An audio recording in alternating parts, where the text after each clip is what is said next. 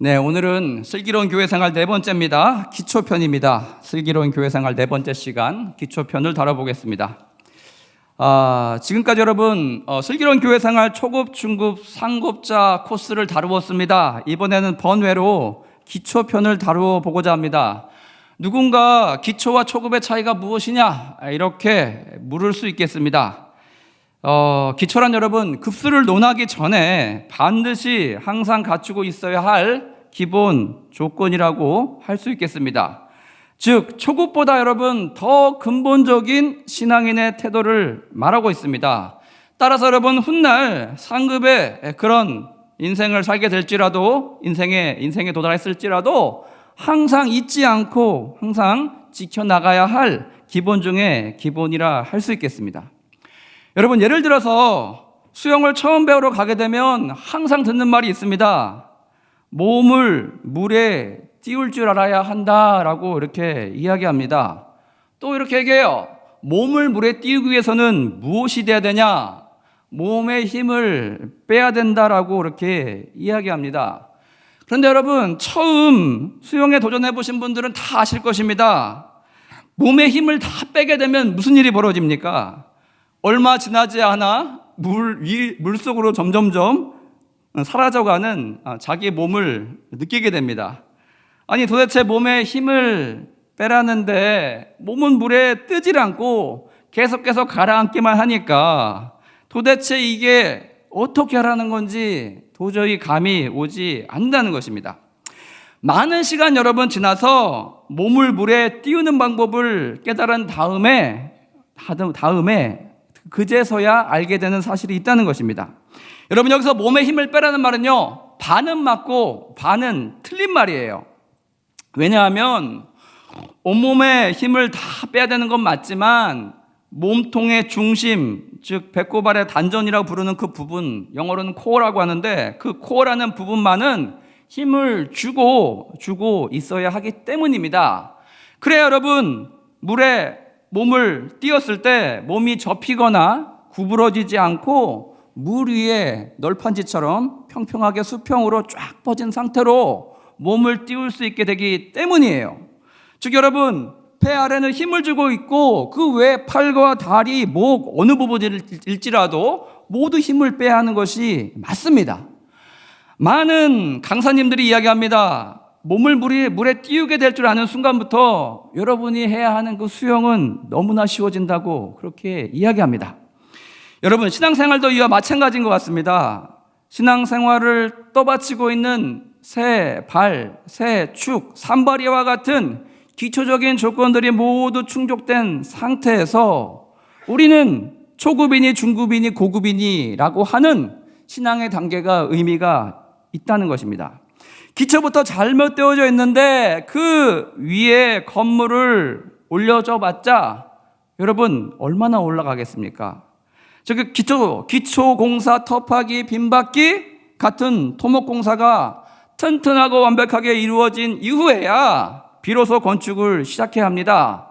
그래 여러분 세월이 지나가도 흔들리지 않고 위로 쭉쭉 뻗은 아름다운 신앙의 금자탑을 우리가 쌓아 올릴 수 있게 된다는 것입니다. 여러분 이 기초 산발이에 비유했는데 이 세 가지가 무엇이겠습니까? 이 산발이의 다리 세 개가 의미하는 것은 첫 번째 우리의 의지, 두 번째 우리의 시간, 세 번째 우리의 머니, 돈이라고 할 수 있겠습니다. 첫 번째 우리는 우리의 의지를 하나님의 말씀에 맞추고자 하는 절대 순복의 의지가 우리 안에 찾아와야 한다는 것입니다. 신앙생활을 시작함에 있어서 내 뜻을 더욱 강화시키고 관찰시키려고 신앙생활을 시작하게 됐다면 여러분 그 목표가 아주 처음부터 잘못됐다는 것입니다. 하나님의 능력을 나의 뜻을 이루어가는 도우미 정도로 그렇게 삼아서는 안 된다는 것입니다. 요즘 새벽마다 하나님 잠언의 말씀을 우리가 같이 듣고 있습니다. 우리의 생각이 아닌 하나님의 말씀으로 우리의 머리가 채워질 때 우리는 비로소 지혜로운 자라 불리우고 지혜로운 자의 삶을 살 수 있게 된다는 것입니다. 나의 생각은 따라서 여러분 나의 의지와 생각은 버려지고 하나님으로부터, 하늘로부터 오는 공급, 하늘의 지혜를 받아서 누리는 것이 바로 지혜로운 자가 될 것입니다. 따라서 여러분, 나의 생각과 때론 하나님의 생각이 다를 때가 있어요. 상충될 때가 있습니다. 충돌하게 될 때가 있어요. 그럴 때 우리는 늘 깨져야 돼요. 늘 산산조각 나야 됩니다. 제가 관찰해 보니까 때론 여러분, 이런 순간이 싫어서 말씀으로부터 멀리 도망치는 그런 분들이 있습니다. 그런 분들 도피형 신앙입니다. 여러분, 도망은 가지 않지만 온전히 따르지 않는 혼합형, 타협형 신앙이 있습니다. 하나님 말씀에 비추어서 자기 자신을 철저히 적용시키기보다는 누구나 다 연약한 분야가 있다는 거예요. 하나님, 제가 다른 건 다 순종하지 않습니까? 저도 이 분야만은 이런 어려운 특별한 사정이 있어서 그러니 제발 이 분야만은 눈 감아 주십시오 라고 하면서 하나님의 말씀이 자신을 향해 달려올 때 어떻게 합니까? 여러분, 핸들을 틀어버린다는 거예요. 틀어버려서 교묘하게 그 충돌의 순간을 피하려고 하는 회피기동을 하는 분들이 꽤나 있습니다. 이건 여러분, 말씀에 순복하려는 우리의 의지란 그 한 축이 휘어져 있거나 삐뚤어진 각도로 뻗어 있는 것과 같다는 것입니다. 회피형, 타협형이 아니라 우리는 모두 말씀 앞에 이해가 되지 않을지라도 때론 나에게 너무나 힘들고 어려운 그런 말씀의 순종일지라도 따르는, 순복하는 그런 신앙을 지녀야 한다는 것입니다. 우리의 의지로 자신의 삶을 주도적으로 이끌어가던 모든 생각들은 끊어버리고 하나님께서 이끄시는 그 방식대로 나의 의지와 방향을 맞추어 나갈 때 우리는 비로소 올바른 자리에 설 수 있게 된다는 것입니다. 여러분, 십계명이 왜 명령으로 주어져 있겠습니까? 우리의 삶의 방식이 아니라 하나님 원하시는 방식에 저와 여러분의 삶의 의지, 생각들 모두와 맞춰가라는 그런 뜻이라 할 수 있겠습니다. 두 번째 산발이는 바로 인간에게 주어진 가장 소중한 자원 중에 하나인 우리의 시간을 하나님께 내어드리는 것입니다. 다른 말로 십계명에 나와 있죠. 십계명에서도 주일 성수를 그렇게 강조하고 있습니다.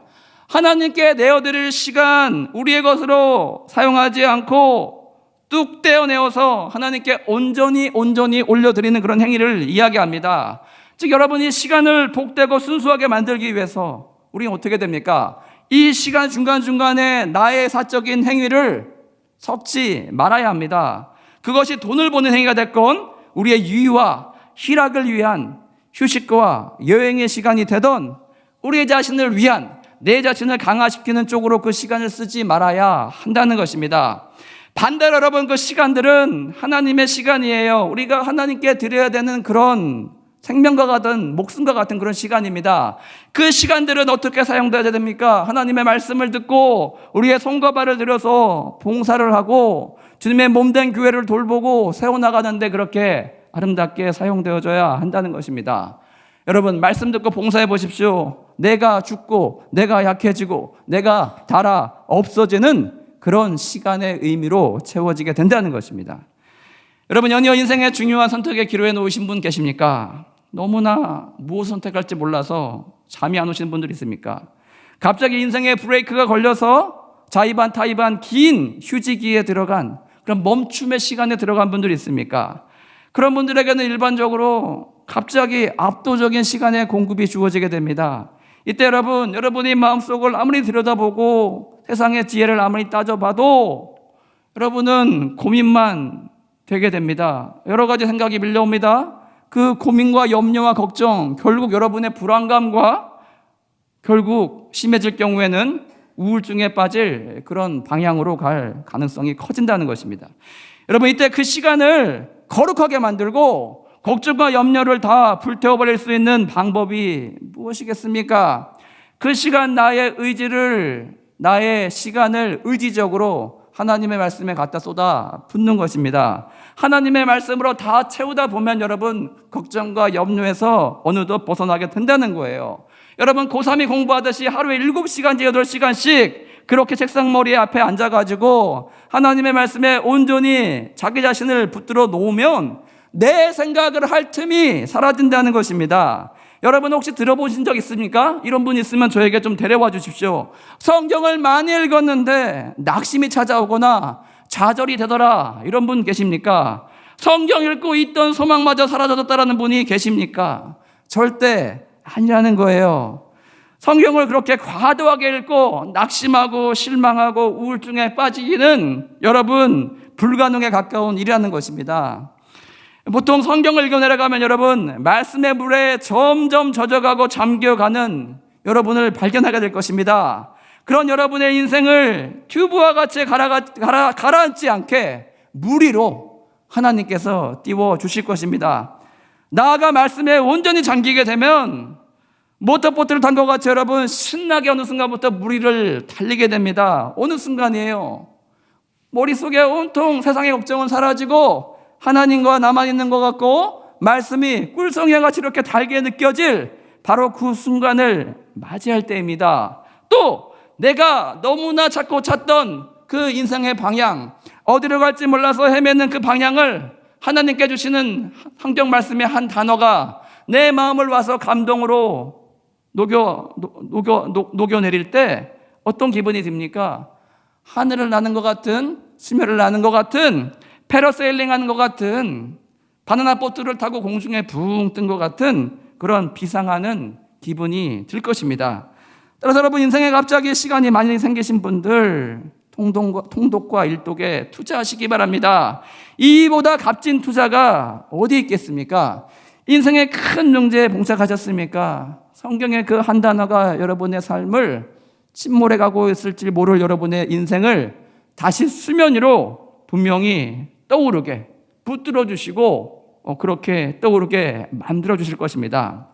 여러분 이렇듯 여러분 시간의 한 축을 뚝 떼어서 온전히 하나님께 드리시는, 특히 위기의 순간 하나님 앞에 온전히 올려드리는 여러분 다 되시길 바랍니다. 마지막 세 번째 산발이 한 축은 앞서 살핀 것과 같이 두 가지 요소들과 같이 십계명에 직접적으로 명시되어 있지는 않지만 그럼에도 불구하고 앞에 산발이 두 발과 마찬가지로 의지와 시간만큼 아주 중요한 요소라고 할 수 있겠습니다. 그것은 바로 우리의 물질 생활, 머니, 곧 돈에 관한 하나님의 명령이라 할 수 있겠습니다. 오늘 본문에 나오지만 11조와 헌금 생활이라 할 수 있겠습니다. 말라기 3장 7절 보시면 하나님께서 신앙의 기초가 무너진 그들을 위해서 다음과 같이 말씀해 주셨습니다. 7절 보시면 만군의 여호와가 이르노니 너희 조상들의 날로부터 너희가 나의 규례를 떠나 지키지 아니하였도다.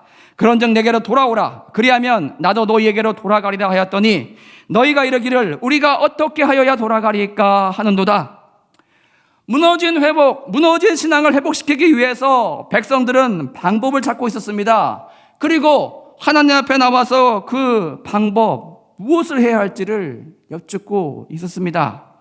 그때 여러분 8절에 어떻게 말씀하십니까? 사람이 어찌 하나님의 것을 도둑질하겠느냐? 그러나 너희는 나의 것을 도둑질하고도 말하기를 우리가 어떻게 주의 것을 도둑질하였나이까 하는도다.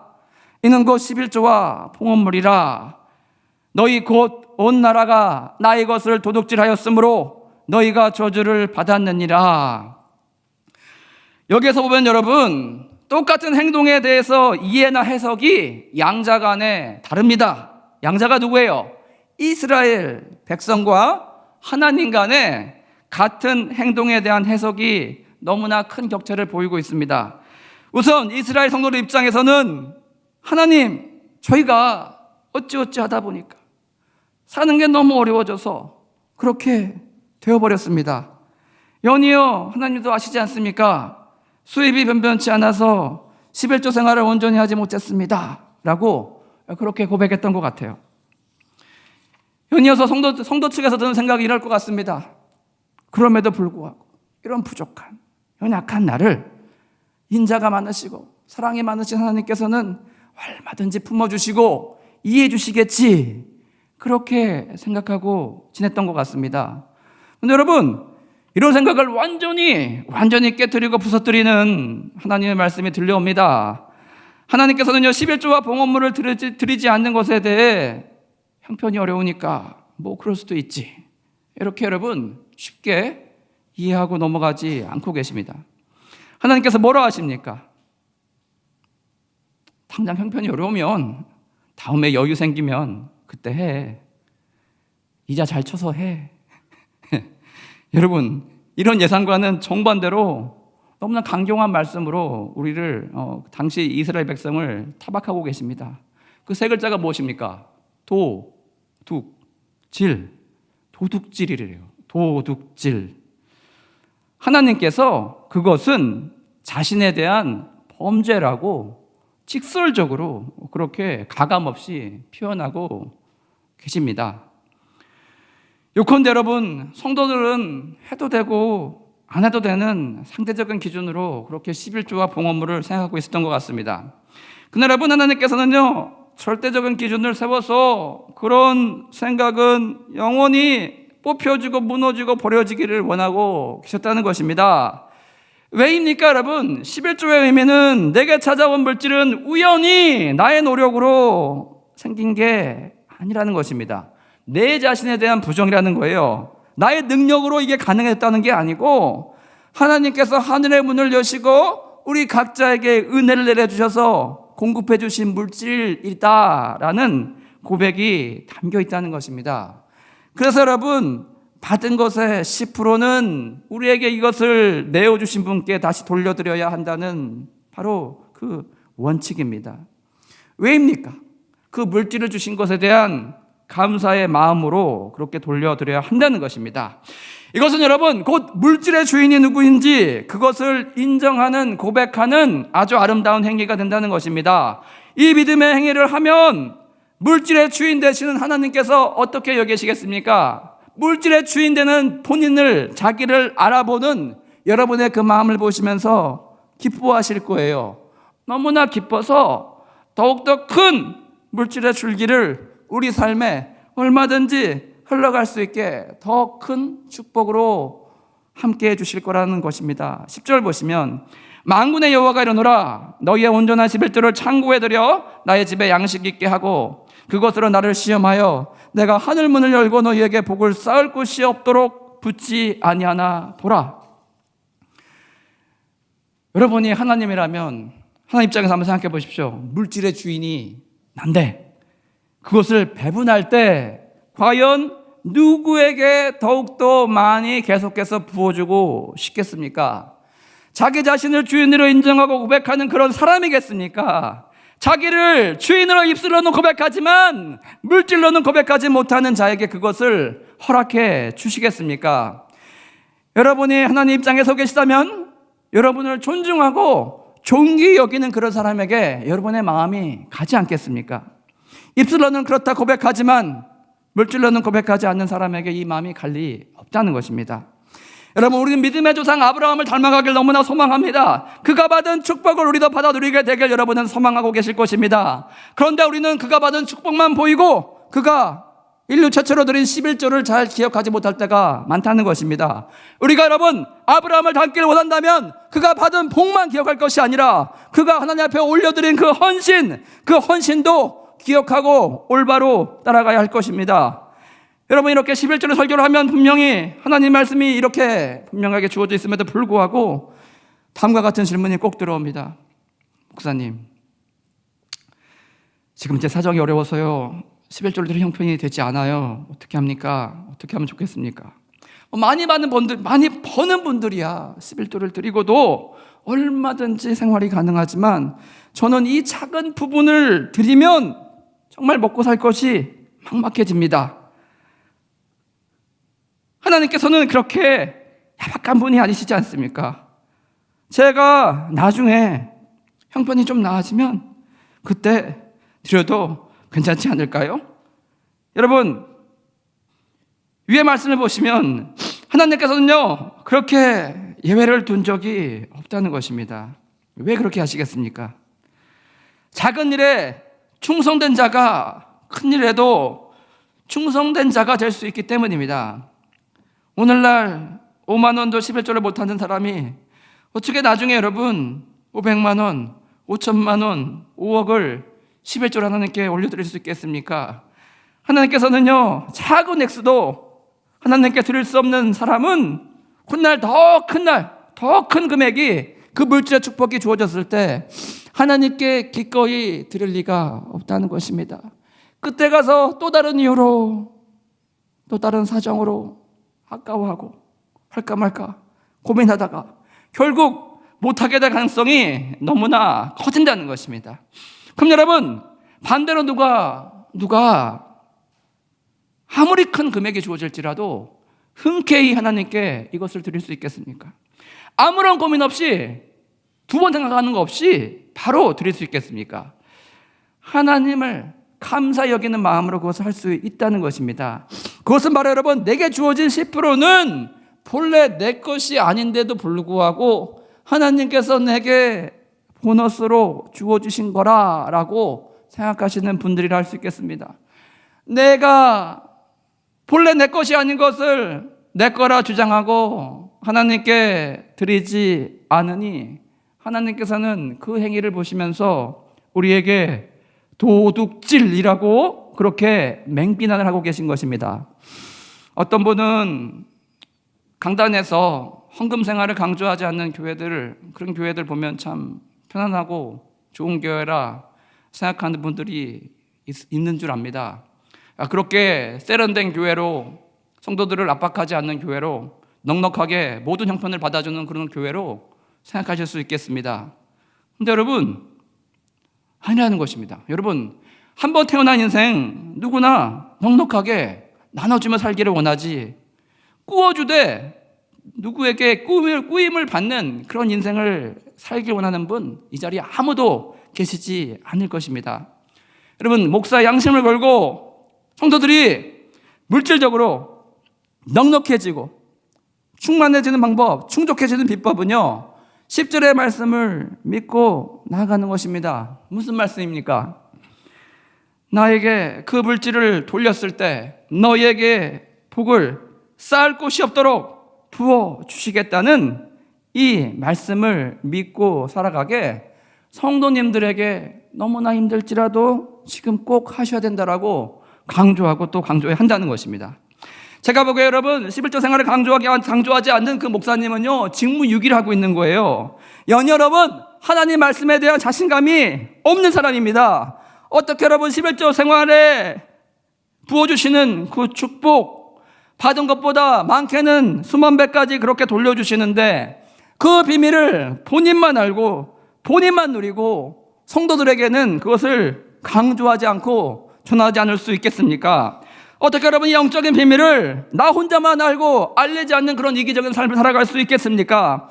성도들이 영적인 축복을 많이 누리기를 원하는 것과 똑같이 여러분, 물질의 축복도 많이 받아 누리기를 원하는 것이 바로 영적으로 아비된 자의 마음이어야 한다는 것입니다. 따라서 여러분, 충실한 하나님의 종이라면 물질 생활의 원리를 그 누구보다 강조해야겠습니다. 특히나 현재 재정적으로 많이 쫓기고 어려우신 분들, 빠듯하신 분들에게 이것을 더더욱 강조해야겠습니다. 부자들은 현금을 얼마든지 해도 생활비의 영향을 거의 받지 않습니다. 하지만 넉넉지 않은 형편에 계신 분들은 정말 이것이 없으면 죽을 것 같은, 목숨과 같이 느껴지는 적지 않은 돈을 하나님께 드려야 합니다. 그러려니 손이 떨리고 마음이 괴롭고 어려워질 때가 있다는 것입니다. 저는 그런 분들께 더더욱 강조해드리고 싶어요.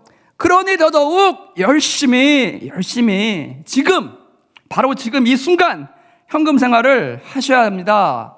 그래야지만 지금의 어려운 상황을 더 빨리 벗어날 수 있게 되고, 훗날에 10의 1조가 뭡니까? 10의 2조도 하시고 3조도 하시고 주변의 어려운 사람까지 도울 수 있는 그런 여유가 여러분에게 빨리 찾아올 수 있게 된다, 이렇게 확신 있게 말씀드리고 싶습니다. 여러분, 하나님께서 어찌 그리 야박한 분이십니까? 여러분의 그 작은 헌금이 없어서 일을 못하시는 분이 결코 아니라는 것입니다. 반대로 여러분이 정말 힘들고 어려울 때 바로 그 순간이 찾아왔을지라도 여러분이 하나님을 잘 따라오고 있는지, 어렵다라고 힘들다고 따라오지 못하는지, 그 순종의 발걸음이 물질 생활 가운데 있는지 없는지를 하나님께서 보고 싶어 하신다는 것입니다. 여러분, 엘리야가 들어오시던 땅 사르밧 과부에게 갔습니다. 아합과 이세벨의 추적을 피해서 오히려 적국 이세벨의 고향으로 숨어들었습니다. 하필이면 이때 하나님께서 가난한 사르밧의 한 과부에게 가라 명하십니다. 여러분, 엘리야가 이 과부를 만났을 때 이 과부는 어떤 순간을 맞이하고 있었습니까? 마지막 병에 남은 가루와 그 기름을 가지고 떡 2덩이를 만들어 먹고 어린 아이와 함께 죽으려고 그렇게 작정하고 있었습니다. 그런데 여러분, 엘리야가 오더니 자기를 위해 먼저 떡 하나 만들어 먹게 하래요. 과부 입장에선 여러분, 참으로 헛웃음이 나올 그런 상황이었습니다. 아니, 찢어지게 가난한 과부에게 하나님의 선지자가 와서 자기의 몸을 왜 의탁하는지 참 아이러니할 뿐이었어요. 근데 여러분, 이 과부는요, 그 요청을 거절하지 않습니다. 자신이 먹을 것의 절반을 그에게 기꺼이 드립니다. 여러분, 이 과부도 얼마든지 하소연하면서 엘리야, 네가 사람이냐? 아니, 어찌 이렇게 하루 생활비밖에 남지 않은 과부에게 와서 자기를 연보하라 도우라고 요청하냐? 라고 쏘아 붙일 수도 있었다는 것입니다. 그런데 여러분, 그녀는 그렇게 하지 않았어요. 이 하나님께서 여러분, 그녀의 믿음을 보시고 어떻게 하십니까? 3년 반 동안 가루의 병과 기름의 병이 마르지 않도록 매일매일의 삶을 축복해 주셨습니다. 생각해 보세요. 그녀가 엘리야에게 만들어 주었던 가루와 기름의 양이 3년 반 동안 매일매일 받은 양에 비해서 얼마나 되겠습니까? 그녀는 오병이어의 기적과 같은 아주 작은 것을 하나님의 선지자에게 먼저 내어드렸습니다. 여러분, 오병이어 때 기적하시지 않습니까? 5,000명이 먹고 남는 그런 기적과 같은 승수의 축복이 있었습니다. 동일한 축복이 그녀의 삶에도 부어졌다는 거예요.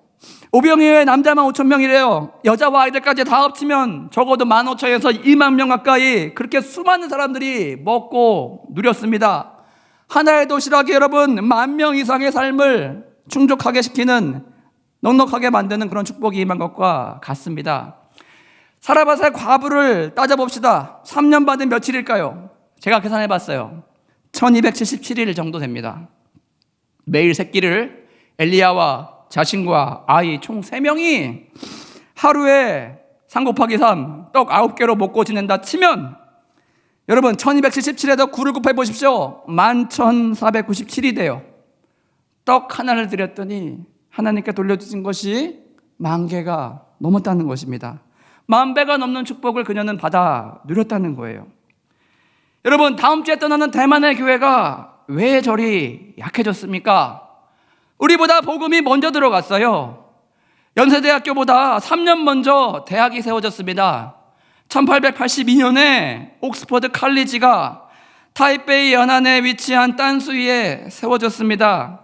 여러분, 프랑스와의 전쟁이 벌어졌을 때 백인들을 모두 적으로 생각해가지고 영국 사람인지 프랑스 사람인지 캐나다 사람인지 미국 사람인지 구분도 안 하고 백인의 교회에 협력한 대만님들을 모두 잡아서 예수를 부인하면 살려주겠다고 그렇게 겁박했을 때 얼마 믿음이 생긴 지 얼마 되지 않았던 여러분, 대만의 교인들 기꺼이 물속으로 수장되었습니다.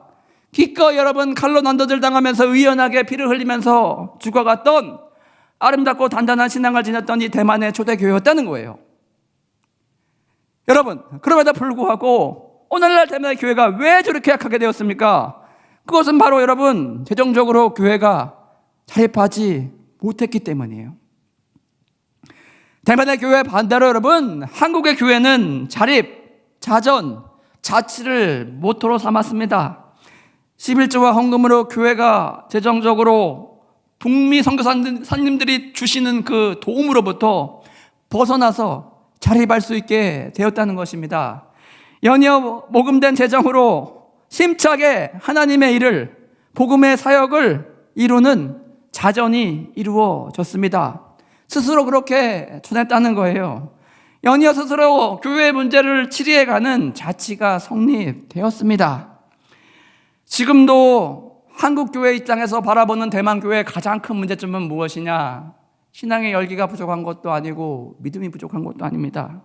가장 큰 문제점은 11조 생활을 강조하지 않다 보니 온전한 11조를 하는 성도가 거의 없다는 것입니다.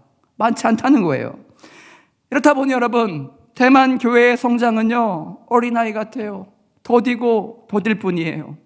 그렇게 오래 세월이 지나서 누구는 성인이 되어서 남을 도울 만한 그런 여력이 생겼음에도 불구하고 그 오랜 시간 동안 여러분, 어린아이 같이 연약하고 작은 모습으로 여전히 발견되어지고 있다는 것입니다.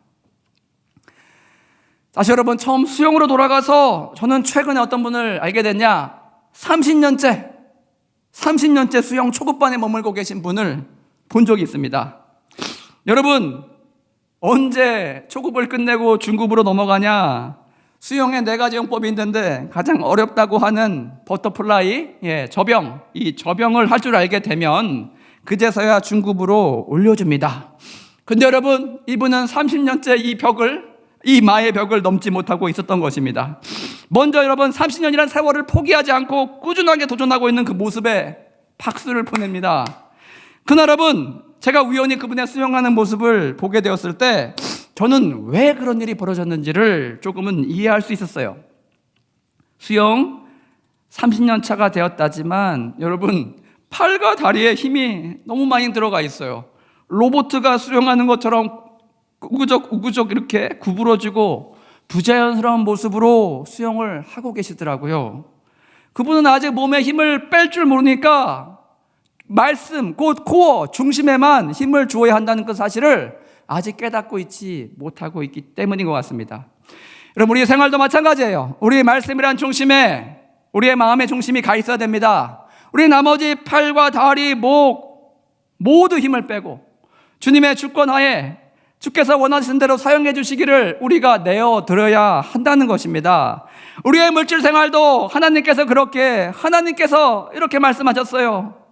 한 번도 너의 주 여호와 하나님을 시험해보라 말씀하지 않았던 하나님께서 얼마나 답답하셨는지, 정말 축복을 부어주시는지 안 부어주시는지 한번 나를 시험해보라라고 유일하게 도전적으로 말씀하신 바로 그 부분이 오늘 우리가 같이 나눈 이 11조 생활을 강조한 말라기 부분이라는 것입니다. 여러분, 왜 이런 말씀하셨겠습니까? 여러분의 신앙을 끌어올려주고 싶은 그 마음이 간절했기 때문입니다. 너무나 여러분을 이끌고 가시길, 그 수면에 계속 가라앉는 여러분의 몸을 올려드리길 원하는 하나님의 마음이 있기 때문입니다. 여러분의 생활을 윤택하게 만들어주고 싶은 하나님의 애끓는 마음이 있기 때문입니다. 여러분의 신앙이 앞으로 쭉쭉 나아갈 수 있게 그렇게 도와주시고 싶은 마음에서 그렇게 계속해서 안다, 힘든 줄 안다, 하지만 해보렴, 이렇게 계속해서 말씀하고 계신 것입니다.